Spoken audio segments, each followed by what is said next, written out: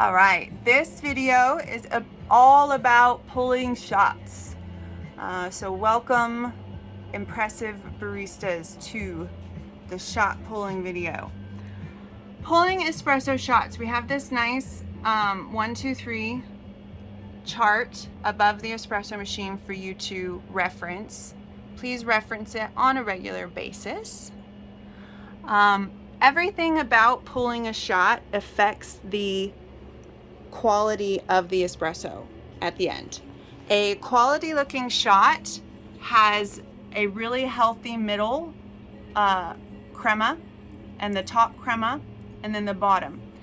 And when you are pulling shots, as it's called, there's pulling fast and pulling slow and pulling just right.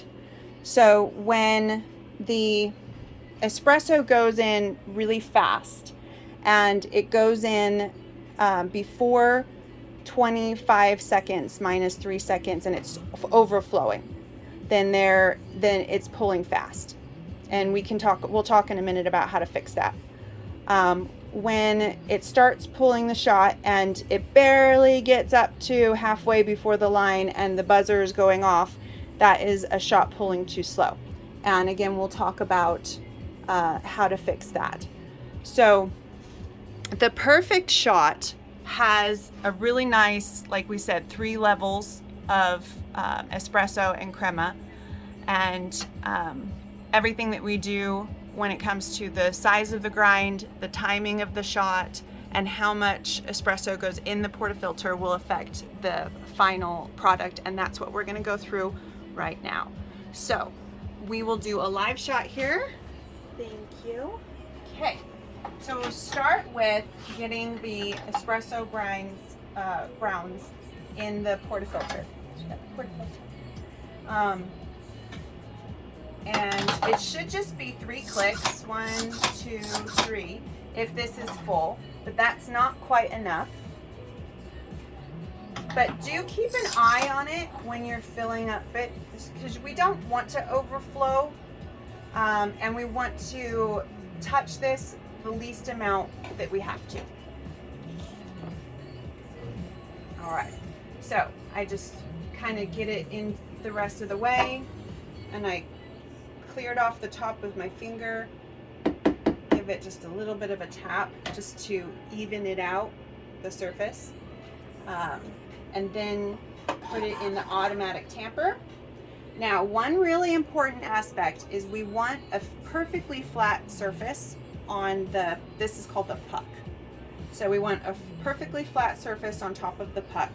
Sometimes this tamper will grab a hold of some of the grounds, and so we want to come down here and just kind of wipe it with our fingers, and then tamp it a second time to get rid of any uneven parts of the surface. And then we want to clear off the extra grounds with our fingers around here so that the shower head doesn't get too clogged up. All right, so now we put it in. Tightening this portafilter is part of what makes a shot pull fast or slow. So the key is you just want to make sure that you're doing it kind of the same pressure each time. So as long as you don't vary it, then you can change the other variables if you're having a problem pulling a shot. We'll go into more of that later. Okay, so we have the grounds in the portafilter. We are now going to start the timer, which is a 25-second timer. Start the hot water coming through, and we can stop this. We can stop everything up to 3 seconds before the timer goes off, or 3 seconds after. So we pull our shots 25 seconds plus or minus 3 seconds. And this is pulling perfectly. We are at the 1 mark. We are, if you want to zoom in a little, you can see the 3 layers very clearly. You can see the dark espresso on the bottom and how the crema is slowly separating. I also would like to show you guys the top of the espresso shot. When it has white spots in it, that is slightly under extracted. If there are black spots, that means the espresso has been slightly over extracted. If you have just a small little amount of one or the other, of the dark or the light, it's totally fine. If you have a bunch of really light crema on top, or if you have a bunch of really dark spots, go ahead and dump the shots and do it again, and think about what part of the process might need to be adjusted to make the shot better.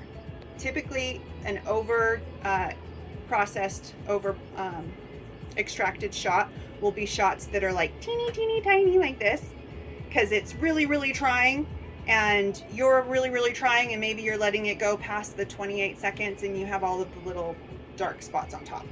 Typically, a really white crema on top will be when it pulls super fast, and it just doesn't have that nice brown caramel color on top. It's more white, and that means it's under extracted. Because espresso is technically coffee, what is the word? Yes, exactly. It's coffee extract. So we're getting condensed coffee super fast. That's why we have this big, giant, beautiful machine, and why we can charge people money, because this machine is not able to just be in anyone's household. All right, so, okay, we're gonna get some, I'm putting this in here only because we are making espresso for our blended drinks, so we're making it ahead of time. So I'm mixing the espresso with sugar, and this is actually part of the chart. So come on over here, and you can see right here, step 6.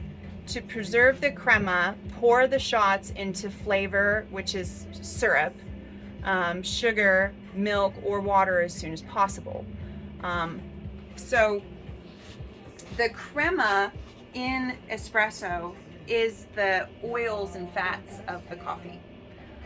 Coffee beans have this beautiful, shiny oil that comes out onto the surface of the coffee bean, and we are extracting it, and it's very similar to a steak. What makes a steak super delicious, most people who eat steaks know it's the quality of the fat, the marbling and the quality of the fat. Well, the same thing with both milk and espresso, and pretty much anything we eat or drink. We respond to sugars and fats more than anything else when it comes to the factor, right? So the factor of espresso is the crema. And that is the magic of this machine. That is the magic of pulling good shots. The magic of it all is crema. The crema will start to evaporate into the air if we don't preserve it quickly-ish. You don't have, it's not super urgent. Probably within 30 seconds to a minute is ideal. But if you're sitting here making a drink and you have the option to pour your shots into the sauce or syrup or milk or water, do that. On a side note, our Americanos, we do put water in the cup first, and then put the shots into the water for that same reason. It just preserves more of the crema. So the only times we ever pour espresso shots straight into an empty cup is really when we're making a traditional latte or cappuccino, where there's no flavor or sauce or anything like that.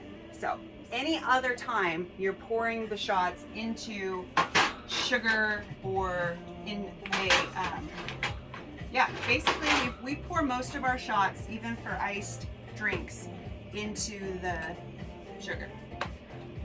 Okay, let's see. Let's look over this real quick, see if we missed anything. So the step 1 was to get the right amount of espresso into the portafilter. Step 2 was to level the grounds with your finger into the bin. Let me show you the bin. Right into here. And then we do put this bin back into here and use it later. Tamp the espresso with the automatic tamper, setting 19. That's this here. setting 19. If this gets bumped, you can bump it back to 19. Throughout the shift, you'll want to hold down the clean button and with the brush, get some of the grounds off. Okay, all right, back up here. So that's the tamper. And then step 4 is to wipe the grounds off of the rim of the portafilter and then lock it snug into place into the espresso machine and then place the shot glasses under it. Oh, that reminds me, we always want to use the shot glasses. We don't want to pour it straight into this or straight into anything else because then we can't monitor how fast or slow the shots are pulling. So that is why we pull into the shot glasses that we can see through. All right, let's see. Okay, and then the 25 seconds, you want to start the timer when you start the water so that you know how well your shots are pulling based on that 25-second range. Step 6, you want to pour your shots into your flavor or cup as soon as possible. Step 7 is to extract the puck. Okay, perfect. We haven't gone over step 7 yet. All right, so we do want to extract the puck. We're not quite done with, oh, I didn't save it. We'll have to grab it. We're not quite done with our drink until we have done that because it's setting up for the next drink. So if we keep the espresso grounds in here and we keep them up there, this is really hot. It's the heating element. And if we keep it up in there, that's where you get the burnt flavor that people dislike in espresso. So we want to avoid the burnt flavor by making sure we extract the puck after each drink. Okay, come on and look in here. One way to identify if you are pulling shots correctly or not is the puck should come out solid. You should even be able to slice it up like a little cake. That's perfect. So there's a couple of different things to do to, that was really fortunate that we had a perfect puck in there.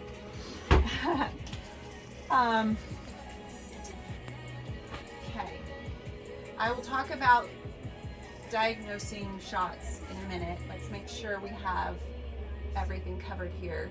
Okay, so clean off the shower head, extract the puck, and then, okay, now we can go over troubleshooting. So I have some of the troubleshooting items down here at the bottom of the chart. And so let's go over these. So if shots are pulling too slow, if you are pulling your shots and the timer is going beep, beep, beep, beep, beep, beep, beep, and you're hardly anything in there, that's pulling too slow, right? Okay. So it can be a couple of things. And if you think about espresso grounds like little pebbles, if it's pulling really, really slow and you have a bunch of pebbles in there and you need more water to go through, then you need those pebbles to be larger, right? It's like the difference between, you know, a desert sand and water just running right off or a riverbed. So if you come over here, you'll see that we have finer or coarser here. And let's see if we can get this on the camera. Okay, let me switch over with you real quick. All right. This button, and you come on and look over my shoulder. This button right here releases the wheel here to make it finer or coarser. So you'll push it down and you'll start to turn this one way or the other, whichever way you need to go, but let it up really quickly after pushing it down so that it only goes one click. You don't want it to go more than one click. So you push it down, start turning this, it will stay down and it will click up on the next click. And that will make